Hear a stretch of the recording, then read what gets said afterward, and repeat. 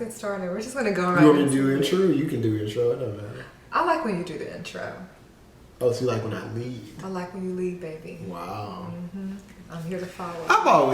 You like when I lead. I love when we you have an lead. interesting relationship. I do think we have an interesting relationship. Because it's not as clear cut as you might think.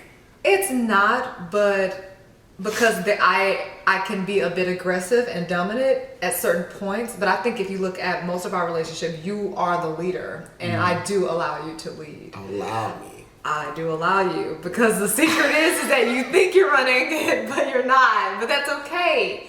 You know, that's what us women do. We make you guys think that you're in control.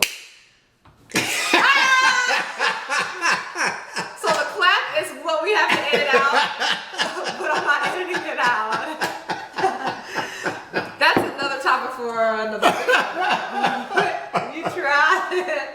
So I'm glad you're allowing me Always. to lead. Allowing. Always, baby. All right. All right. So today,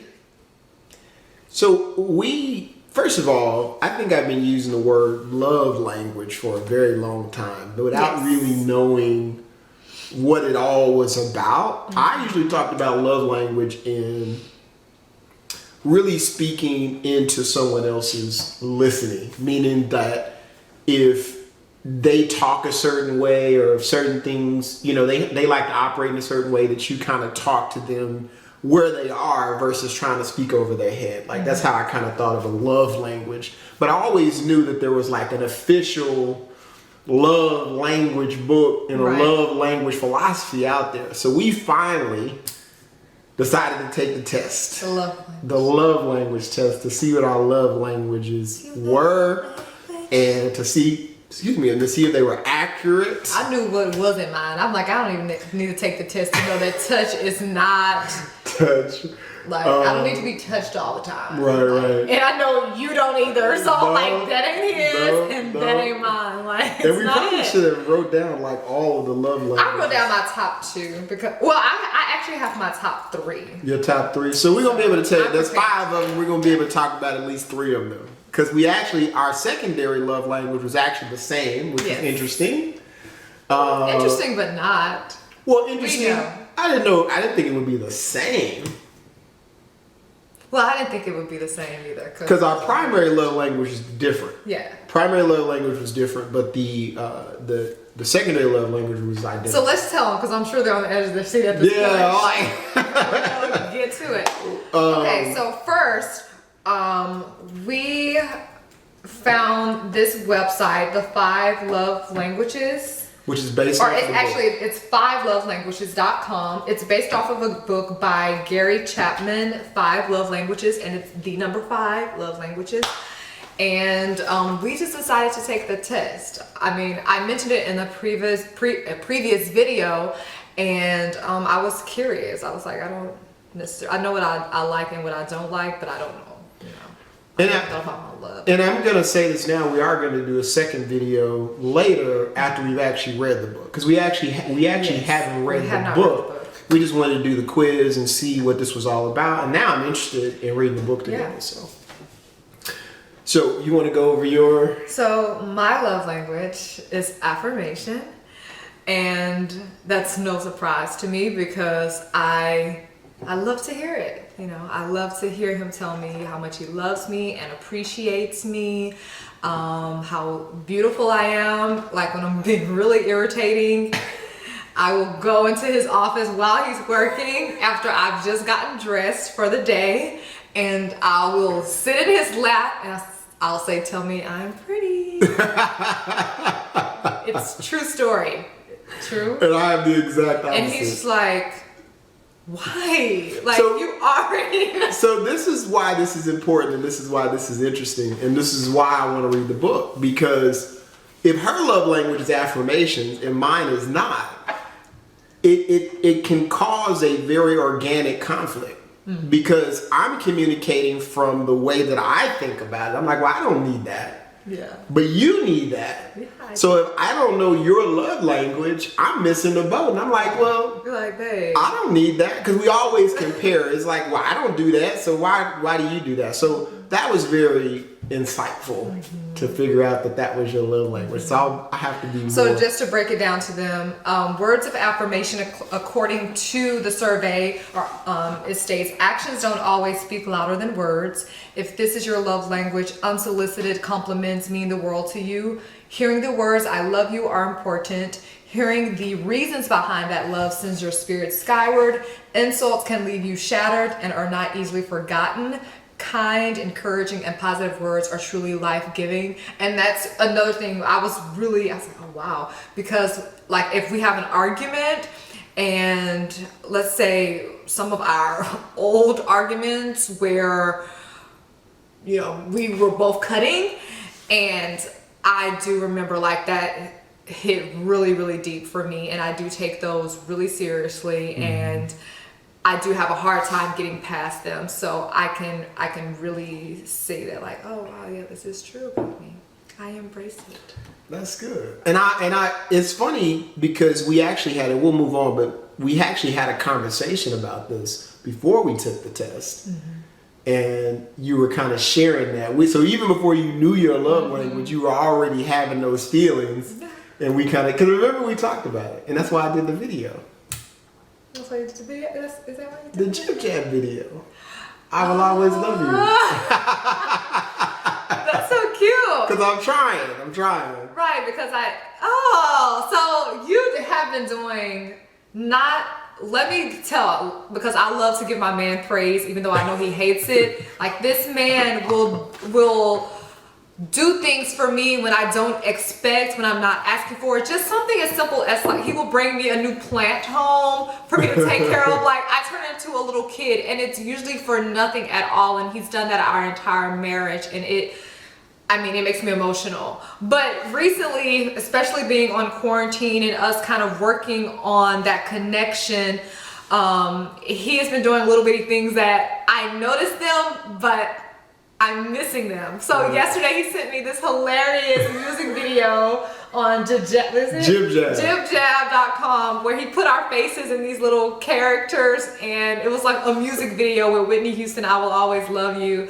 And it was so hilarious and cute. But I didn't even think like, oh, he's just trying to. I'm trying to give you the affirmations. So now I know that it's even more important. That's cute. I like it. But it can't just be I love you. It has to be meaningful. I can't just be like I love you, honey. It has to be. So I got it. And I think I do pretty good, but I can do much better. Great. Yeah. I can do much better. So that's good. Okay, let's talk about your primary love language. So I took the test twice because I wanted to see if it was accurate, and it was the same thing. So mine is quality time.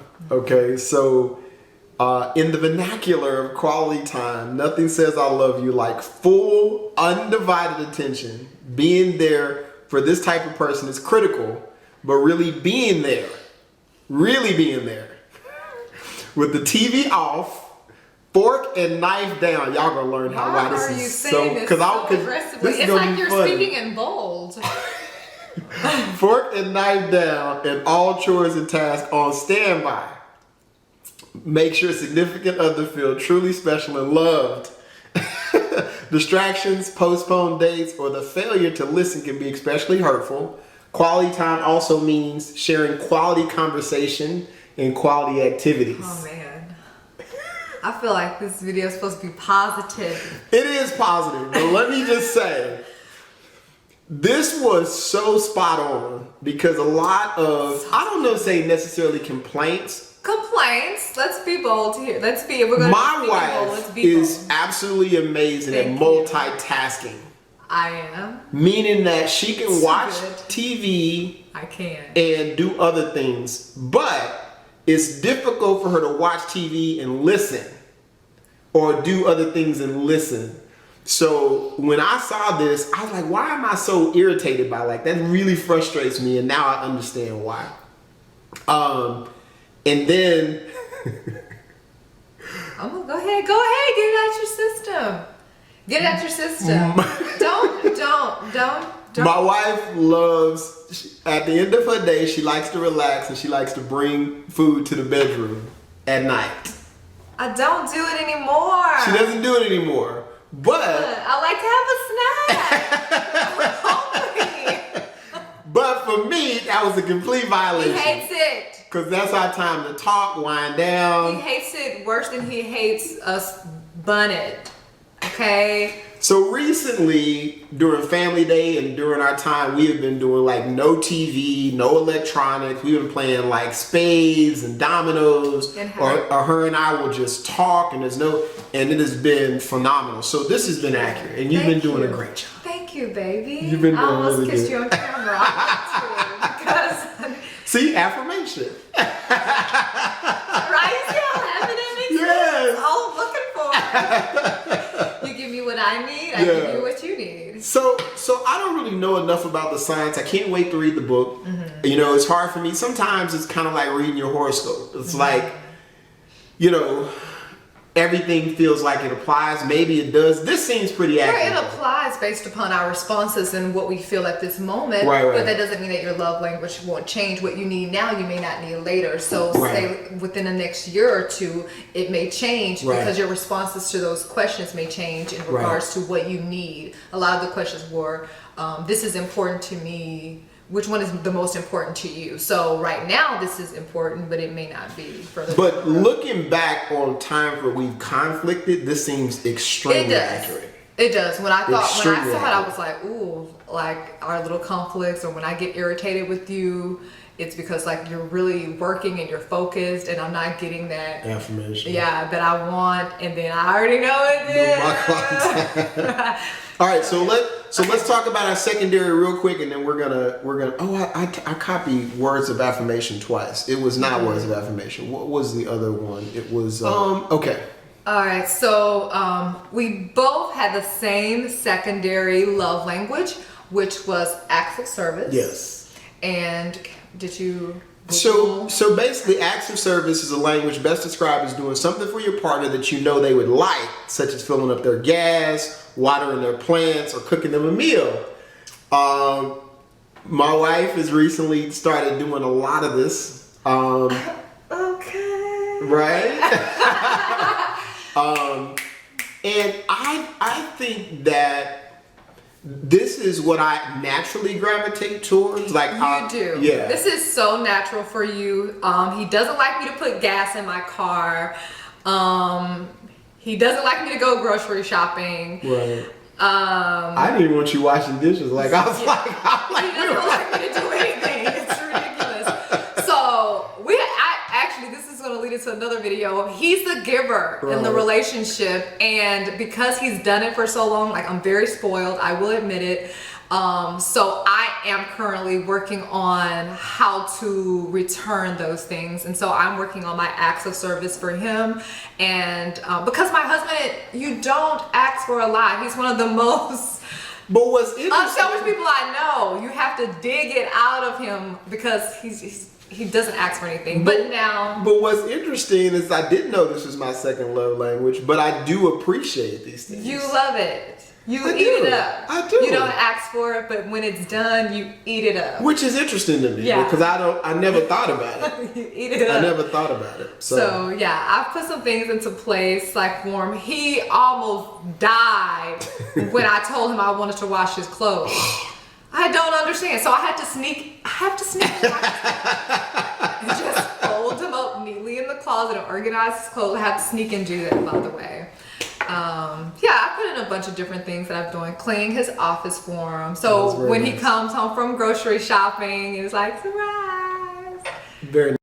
So I felt like this was spot on, pretty accurate. So I'm really excited about reading the book. I cannot wait to read the book. So Gary Chapman, if you're watching this video, we're going to read review. it. Yes. But I think I don't know the science. I don't know everything behind it, but it seems pretty accurate to me. Right. And if the good thing about it is just understanding what your partner needs, so you can give that to them, and hopefully you guys are on the same wavelength and they're doing the same for you. Yeah. And I think that everything will always be good. So like you were saying, 100. 100 is giver. We giving. You give 100%. I give 100%. You give me a little, and I give you a little. You know what I'm saying? Not 50-50. Not 50-50. 100. Uh-oh. Sounds like another video. 100. 100, 100. 100. How you spell 100? Uh-oh. Hello. How you spell 100? That's mom.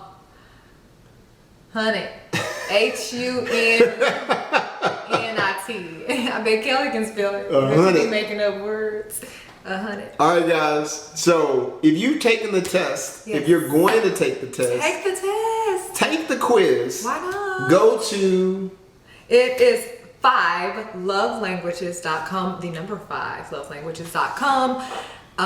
Take the quiz. I mean, why not? We're in quarantine. There's nothing else to do anyway.